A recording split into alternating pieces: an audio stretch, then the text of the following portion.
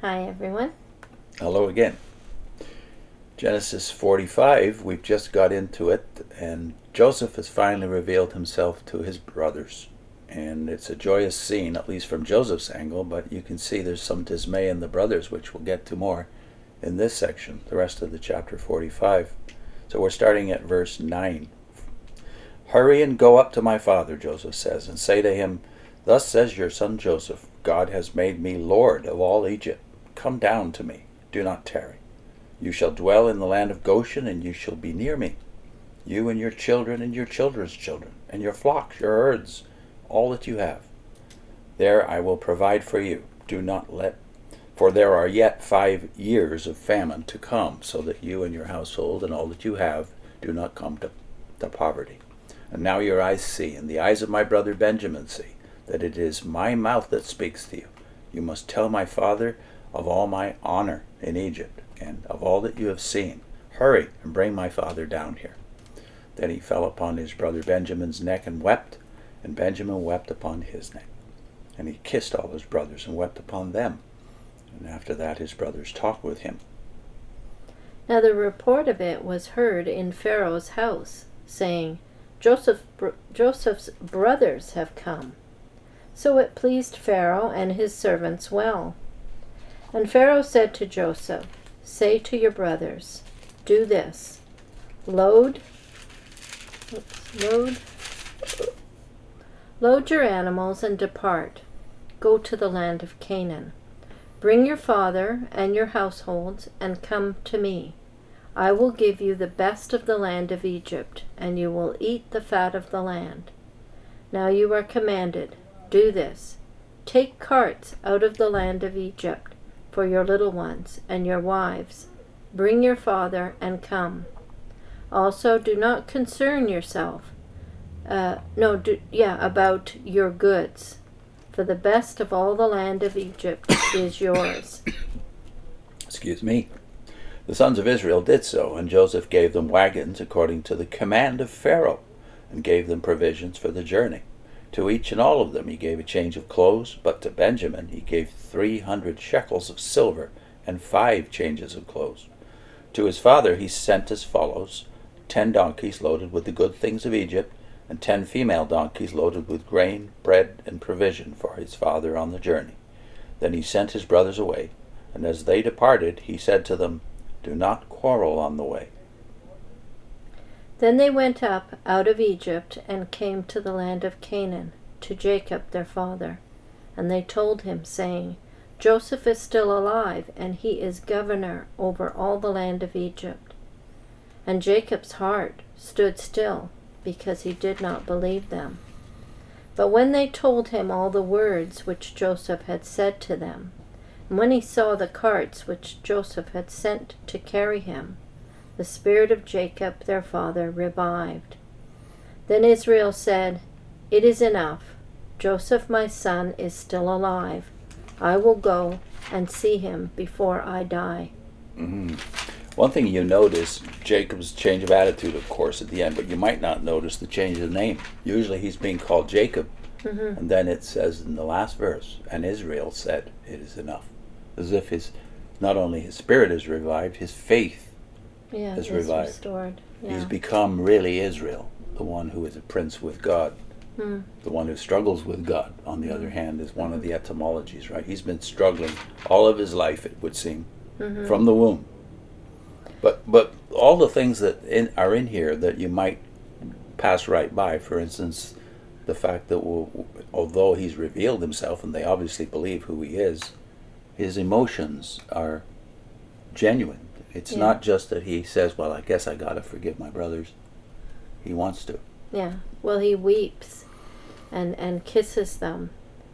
So you see the genuineness of his love for them. So when we were looking at this passage ourselves, we were talking about emotions. You can either feed your emotions he could easily have been bitter and angry, thinking and about remembered it all the time. all those things. Yeah. But he wasn't. He was genuinely glad that they had changed, and that there was the prospect of him being reunited with the family. Yeah. You know, so he had a different point of view, but it seems to have been mostly fed by his relationship with God. Yeah. His view of God. His view of God. That's what moderated his feelings. Yeah. So if we're not in control of our feelings, if thoughts that are good thoughts, thoughts grounded upon God and His providence, as with Joseph, our emotions will take over. Yeah. And so it seems to be with the brothers who are still consumed with guilt. Yeah. And they are to the very end of the story. They're moved by guilt and fear, and they're thinking he's going to want to get justice. Yeah. And so he's going to want to punish us. Yeah. This So is- even though they are men of faith, raised in faith of the God of Israel, it looks like fear dominates their theology. That is, or you could view it another way. Maybe justice dominates their theology. Yeah. For them, God is primarily just, and He's going to get us. Because we deserve it. Yeah. But as we discovered ourselves in our journey out of Jehovah's Witnesses, no, the dominant theology of the whole book of Genesis and the whole Old Testament, for those who think the Old Testament is somehow inferior to the New, the entire Old Testament, and especially the book of Genesis, is dominated by grace. Yeah, that's where I actually learned to understand grace. Yeah. Was from reading the Old Testament, and particularly when we went through Genesis. And you see God demonstrating grace in the face of all kinds of lack of faith. And in on the part character of people. Joseph, who do we admire in this story? Is it not Joseph? We don't want to say, well, he should have he should have been just. No. Although we tend to demand justice for ourselves. Yeah. In it this modern seems world. almost unbelievable, his generosity to his brothers. And not just his. I'm astounded by another subtext of Genesis is that the pagans, so-called, as we would think of them as witnesses, are often more generous and more gracious, Yeah. and generally even correct. We saw in the story of Abraham how Pharaoh had to chastise Abram when he was still called by that name. And then later on, where he was now living, it happened again. The local king had to chastise him. There was doubt in the part of those that were in relationship with God about everybody else. Yeah. You know, but it didn't prove to be true. Even here, Pharaoh is extremely generous. When you think in terms of the relationship between him and Joseph is master-slave. Mm. And still, he's saying, I'll give them the best. He wants to bless them. So And that partly probably is motivated by the fact that Joseph has done him a lot of good. sure, but that's human. Yeah, but who set this all up? The providence of God. Right.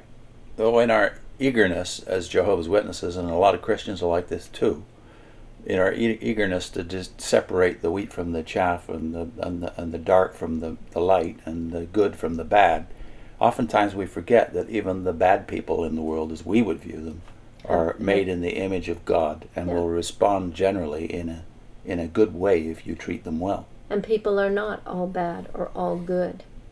And God is watching and seeing the good that even bad people do. That's right. So it's part of the original Abrahamic promises that those who bless you, I will bless. Those who curse you, I will curse.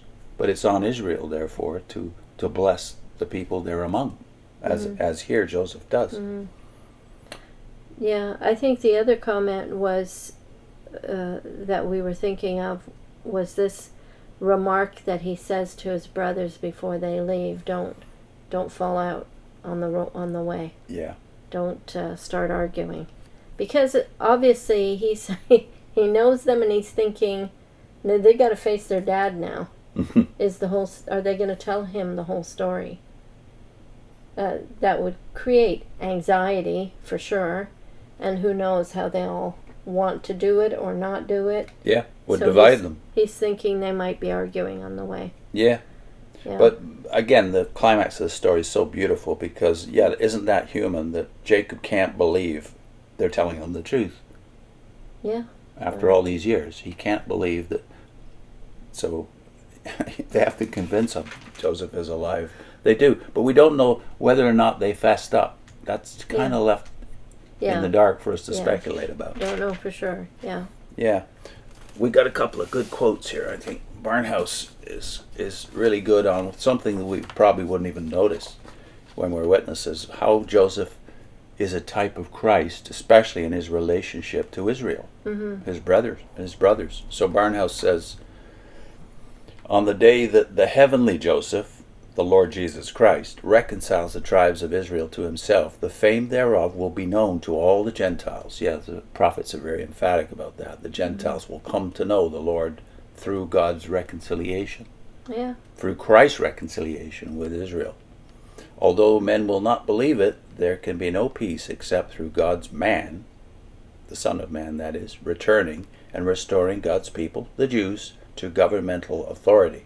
Treaties, agreements, conferences, councils, leagues of nations, general assemblies of the United Nations, or any other human device will never alleviate the miseries of the world. Only the coming of the Son of God will bring peace, and he has sworn that he will take his brethren to his heart and reign through them, although already we rejoice at the prospect. Mm-hmm. So one thing for us ex-witnesses, seeing, he even mentions the United Nations in that quote, but the point is that Christians believe the ultimate authority of all good that can possibly come is through God. Yeah. It's not through human endeavors. So we kind of thought we were unique in thinking, we're not political. We're not going to get involved in these things. We're so unique, and we believe God will intervene. Well, all Christians believe that. Well, all Christians are supposed to believe it, but it tends to be evangelicals who really believe it. That is, who take seriously. They have been criticized, actually, by fellow evangelicals and certainly by the rest of the Christian denominations or world for being too unpolitical. That's only changed in the so-called moral majority era some 40, 50 years ago. So, yeah, for decades, right, from the First World War onward, Christians, evangelicals were being castigated frequently by their fellow Christians for being unpolitical.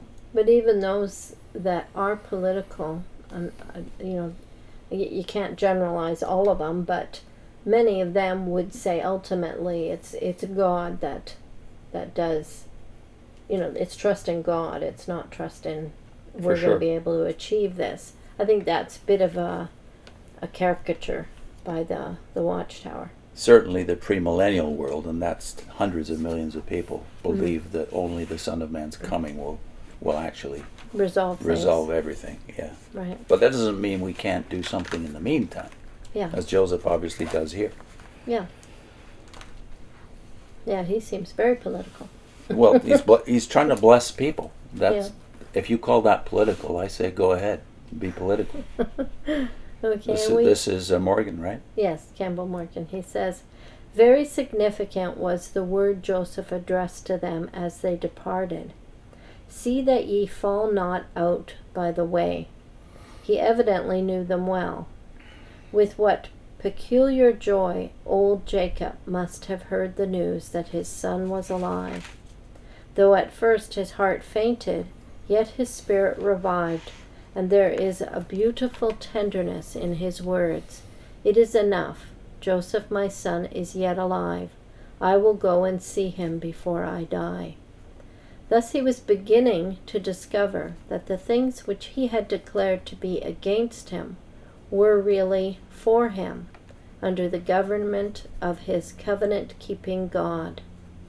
How good a thing it is for all of us that when our faith wavers, God does not change his mind or purpose concerning us, but moves right on in infinite love toward the final good. How much of feverish unrest should we be spared if these stories of the past might only teach us to repose our confidence in God rather than in circumstances, and quietly to wait his time. Amen. That's a lovely quote. And that causes me to want to link the J.C. Ryle's viewpoint on the end of the Gentile times. Mm. Ryle was rather unusual as an Anglican clergyman in the middle of the Victorian era in emphasizing that God was not through with Israel, and that the second coming of Christ, although most Anglicans certainly believe in that, it's in the Creed, would include the restoration of Israel and the reconciliation of Christ with Israel. So that was all in the package as far as Ryle was concerned. We did a video.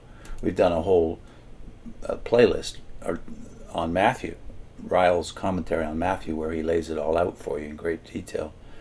But we also did some videos based on other comments he made about the end of the Gentile times specifically. So we can put that on your screen along with the Ryle Matthew playlist. Good. See you next time. Bye.